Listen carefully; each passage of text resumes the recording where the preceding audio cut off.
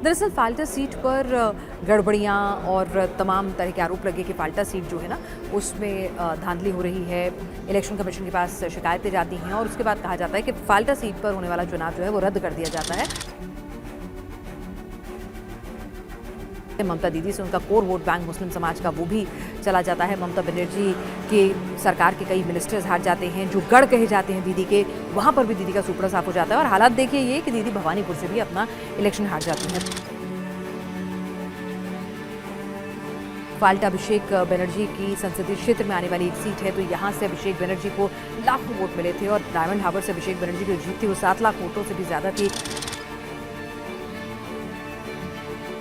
नमस्कार, आप देख रहे हैं इंडिया टीवी का डिजिटल प्लेटफॉर्म। मैं हूं पिनास त्यागी अपने शो पिनास का पंच के साथ, और बात होगी फाल्टा सीट की रीपोलिंग की और फाल्टा सीट से जुड़े हुए तमाम विवादों की। दरअसल फाल्टा सीट पर गड़बड़ियां और तमाम तरह के आरोप लगे कि फाल्टा सीट जो है ना उसमें धांधली हो रही है। इलेक्शन कमीशन के पास शिकायतें जाती हैं और उसके बाद कहा जाता है कि फाल्टा सीट पर होने वाला चुनाव जो है वो रद्द कर दिया जाता है और फिर उसके लिए नई तारीख मुकर्रर की जाती है। 21 मई रीपोलिंग होगी, वो शेड्यूल होती है।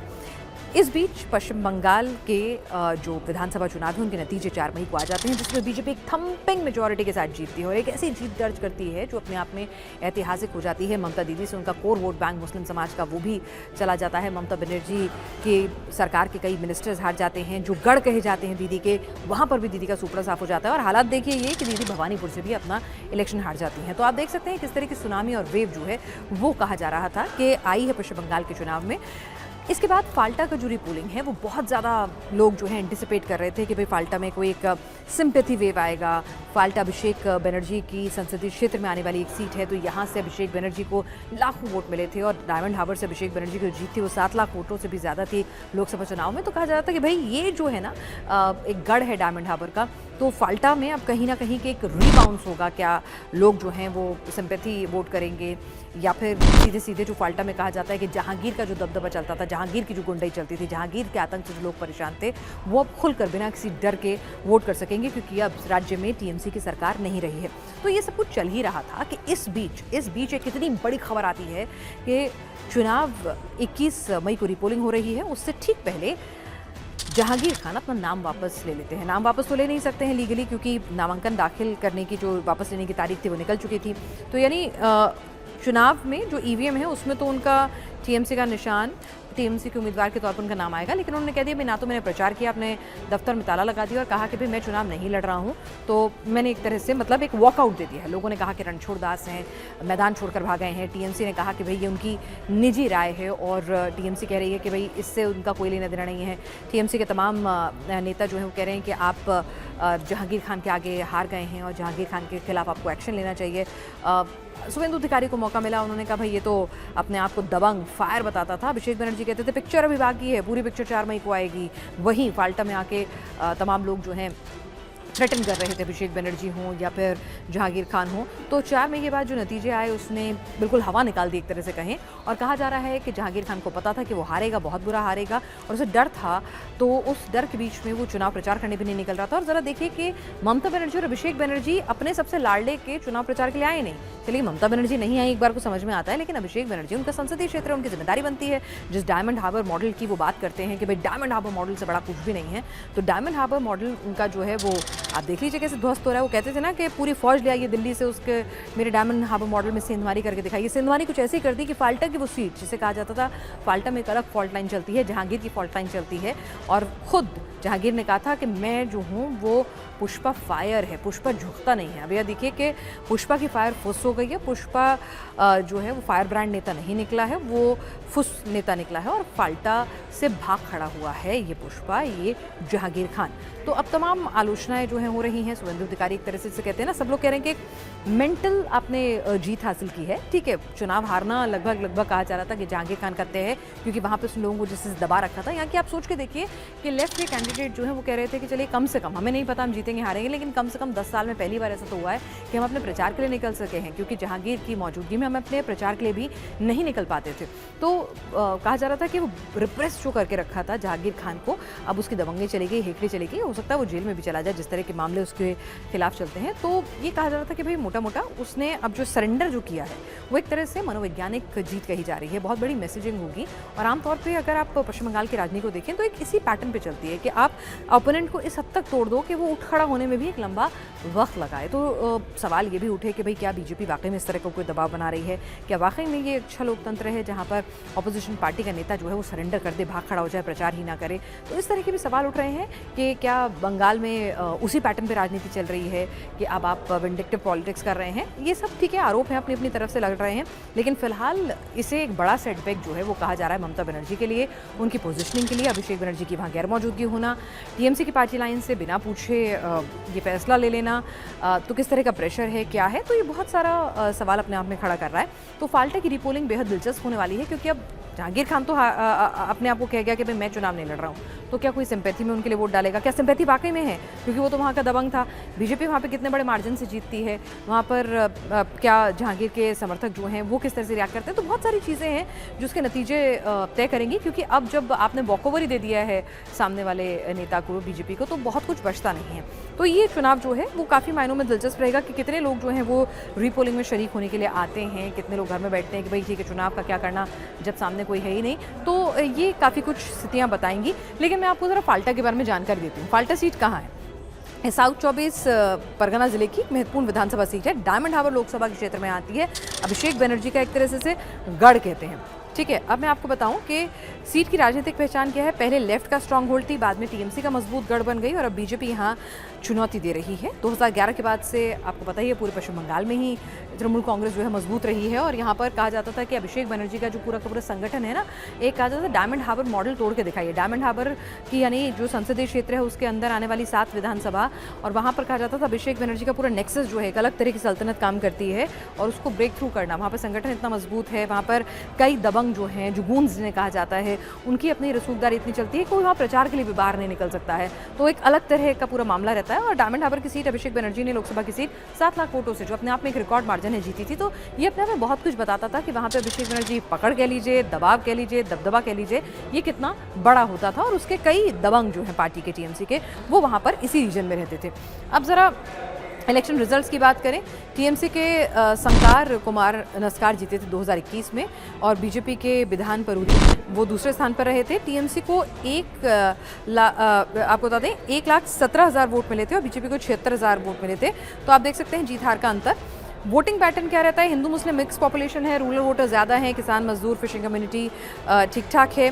तो कम्युनिटी इक्वेशंस, संगठन, ये तमाम चीज़ें मैटर करती थी। लेकिन इस बार का चुनाव बिल्कुल अलग है भाई, क्योंकि जहांगीर खान वहाँ का दबंग, वहाँ का सबसे मजबूत आदमी, टीएमसी का संगठन, सब कुछ कोलैप्स हो चुका है। 4 मई को नतीजे आ चुके हैं, रीपोलिंग हो रही है। सबको पता है कि भाई हारी हुई पार्टी के साथ क्यों जाना है, जीती हुई पार्टी के साथ जाओ। और जहांगीर ने क्या वाकई में इतने अच्छे काम किए हैं कि उसको कोई सिंपैथी वोट मिलने वाला है? और अगर ऐसा था तो वो भाग खड़ा क्यों हुआ? तो बहुत कुछ नहीं बदलेगा। ये टीएमसी की ताकत, वहाँ कहा जाता था लोकल ऑर्गेनाइजेशन बहुत मजबूत है, पंचायत नेटवर्क है, लक्ष्मी भंडार, और माइनॉरिटी को कई सपोर्ट है, और प्लस उसके दबंग जो है वो भी एक बड़ा रोल प्ले करते थे।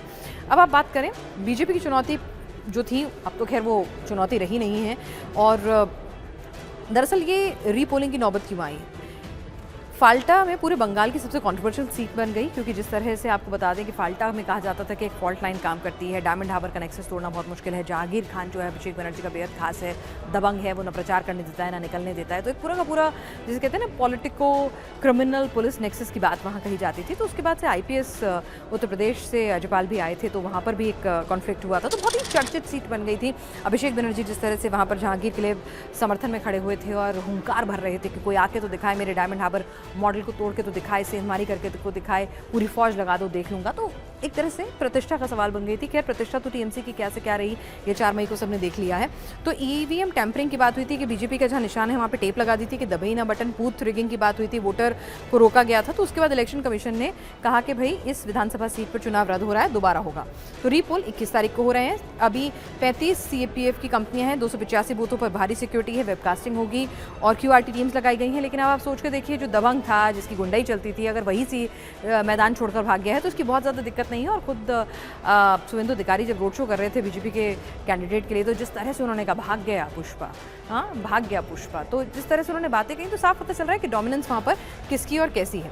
तो यहाँ पर आप देखिए कि अब यहाँ पर बहुत कुछ बता नहीं है। अब डायमंड हार्बर मॉडल क्या है? डायमंड हार्बर जो है वो अभिषेक बनर्जी की संसदीय क्षेत्र की सीट है। अभिषेक बनर्जी को यहाँ पर आपको बता दें कि 7,07,425 वोट से जीते थे। बीजेपी को इस संसदीय क्षेत्र में 15,000 वोट मिले थे, 15,263। तो ज़रा सोच कर देखिए कि भाई क्या क्या यहाँ पर दबदबा है, क्या रसूख है। यहाँ पर आप देखिएगा कि किस तरह से बीजेपी को ओवरशैडो यहाँ पर किया और किस तरह से अभिषेक बनर्जी का कितना बड़ा यहाँ पर दबदबा नजर आता है। अब डायमंड हार्बर मॉडल का फाल्टा बूथ का जो असर आपको बता दें, क्या यहाँ पर एक जो लोगों ने सवाल उठाया था कि भाई यहाँ पे क्या रिगिंग होती है या फिर यहाँ पर दबाव डाला जाता है, क्योंकि आमतौर पे आप सोचते हैं कि भाई एक बूथ है, बूथ पर किसी को 1000 वोट मिलेंगे तो किसी को 200 भी मिलेंगे। अपनी पर्सनल परिवार के लोग होते हैं, दोस्त होते हैं, मित्र होते हैं, कई लोगों की पहचान होती है। लेकिन यहाँ पर क्यों कहा जाता था कि यहाँ पर फॉल्ट लाइन है, कुछ गड़बड़ है? ज़रा देखिए, मैं आपको एग्जाम्पल देती हूँ। बूथ नंबर 13 की बात करें, फाल्टा सीट के विधानसभा क्षेत्र की, तो 562 वोट पड़ते हैं इस बूथ पर। 524 टीएमसी के पास जाते हैं, बीजेपी को सिर्फ 3 वोट मिलते हैं। अरे भाई, जो खड़ा हुआ होगा उसके कुछ कार्यकर्ता भी होंगे, कुछ समर्थक भी होंगे जो उसके लिए प्रचार कर रहे होंगे, उसके परिवार में भी 5-10 सदस्य होंगे, लेकिन आप सोचिए इसे 3 वोट मिलते हैं। तो सवाल उन्हें लगता है कि भाई ऐसे कैसे? बूथ नंबर 17 पर 704 वोट पड़े, 701 टीएमसी को मिला, सिर्फ 1 बीजेपी को मिला। उसके बाद बूथ नंबर 18 पर 761 वोट पड़े थे, 753 टीएमसी को मिले थे 2024 में, जब लोकसभा चुनाव की बात कर रही हूँ मैं, और 1 भी वोट बीजेपी को नहीं पड़ा। बूथ नंबर 27 पर 948 वोट पड़े, बीजेपी को 1 वोट पड़ा। बूथ नंबर 50 पर 972 वोट पड़े, 971 वोट टीएमसी के खाते में गए। बूथ नंबर 51 पर 673 वोट पड़े, 665 वोट जो हैं वो टीएमसी के खाते में गए। ज़रा सोच कर देखिए कि आपको 1, 2, 3, 4, 5, 6 बूथों में बीजेपी को वोट पड़े हैं, 3 और 1 4, 5, 6। ज़रा सोच कर देखिए कि क्या स्थिति है, ऐसा क्या संभव हो सकता है? तो इसीलिए सवाल उठते थे कि भाई यहाँ पर जो है ना सब कुछ रिगिड होता है, यहाँ पर सब कुछ में गड़बड़ रहती है, दबाव होता है, सब सही नहीं है, ईमानदार नहीं है। फाल्टा का 2021 का रिजल्ट देख लीजिए। विधानसभा क्षेत्र का अगर हम बता दें तो टीएमसी जीती थी, 56.35% का वोट था और 36.75% वोट। विधानसभा की बात करें, जो पीछे मैंने आपको बूथ वाइज पिक्चर दिखाई थी, वो लोकसभा का डेटा था। तो ये आप देख लीजिए कि किस तरह से बूथ का पूरा एक तरफा वोट कैसे मिलके आए हैं। ये एक और बूथ नंबर की कहानी है, वहाँ आपके सामने लिखी हुई है। 570 में से 527 टीएमसी को, 8 बीजेपी को, 5 बीजेपी को, 7 बीजेपी को, 7, 5, 5। बूथ नंबर आपके सामने है 13, 17, 42, 44, 63, 94। तो आप देख सकते हैं कि किस तरह से यहाँ पर इसीलिए कहा जाता था कि फाल्टा मॉडल जो है उसमें कुछ ना कुछ फॉल्ट है, कुछ गड़बड़ है, क्योंकि ऐसा इतना एक तरफा इस तरह के बूथों पर इस तरह के नंबर्स आना कई बार सवाल पैदा करता था। बहरहाल बीजेपी का शासन है अब राज्य में, बीजेपी की सरकार है। 4 महीने बहुत कुछ स्थितियां साफ कर दी हैं। पश्चिम बंगाल में किस तरह का सप्रेशन था, किस तरह से लोगों में एंटी कंबेंसी थी, किस तरह की नाराज़गी थी। एंटी कंबेंसी में भी आप इस तरह से इतना ज़्यादा थम्पिंग मेजोरिटी से एक पार्टी जिसको आप गैर बंगाली पार्टी कहते हैं, बहुत सारे आप लोग लगाते हैं, तो इस तरह से थम्पिंग मेजोरिटी के साथ वो जीती है, तो अपने आप में बहुत कुछ कह रही है कि कुछ ना कुछ तो पश्चिम बंगाल में काफ़ी कुछ गड़बड़ था। किस तरह से इलेक्शंस में बोगस वोटिंग से लेकर कहा जाता था वहाँ पे बूथ जैमिंग होती है, सोर्स जैमिंग होती है, यानी कि अगर मैं किसी और पार्टी को वोट देना चाहती हूँ, सोर्स जैमिंग यानी कि मुझे मेरे इलाके के लोगों को निकलने ही नहीं देंगे।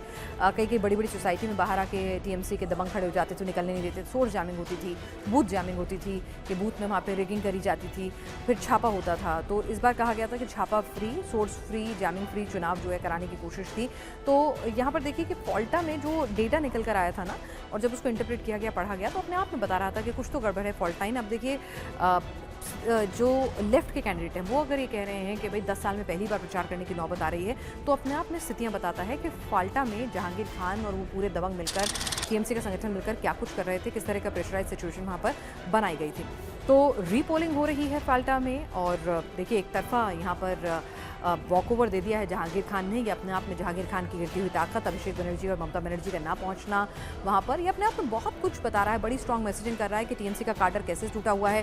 टीएमसी की तरफ से ऑफिशियल स्टेटमेंट आना कि हमसे पूछ के नहीं लिया गया है फैसला जहांगीर खान का, तो किस तरह से समन्वय की कमी है, आपस में कोऑर्डिनेशन की कमी है, भरोसे की कमी है। तो फिलहाल टीएमसी के लिए अच्छे दिन निश्चित तौर पर नज़र यहाँ पर नहीं आ रहे हैं। बहरहाल रीपोलिंग में कितने फीसदी वोटिंग होती है, कैसा वोटर टर्नआउट होता है, नतीजा क्या आता है, उसका एनालिसिस करके भी हम फिर से लौटेंगे। लेकिन फिलहाल पिनास का पंच में और इस एनालिसिस में एक्चुअली बस इतना ही। आप हमारे यूट्यूब चैनल को लाइक करना, सब्सक्राइब करना बिल्कुल ना भूलें। दीजिए इजाज़त।